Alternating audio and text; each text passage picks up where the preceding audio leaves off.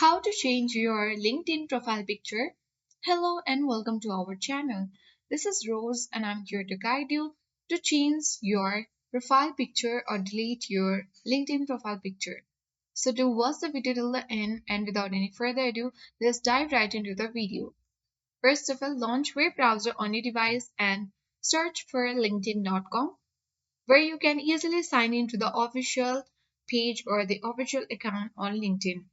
Now, once you reach on this home page of LinkedIn, click the Me button at top right corner of the screen.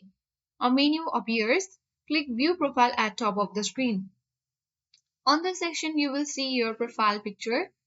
Simply, you can click on the Edit button at top right corner of the screen. If you don't find the way changing from here, come back. Now, you can easily select your profile at top left corner of the screen, and a menu appears again where you can click on the delete button.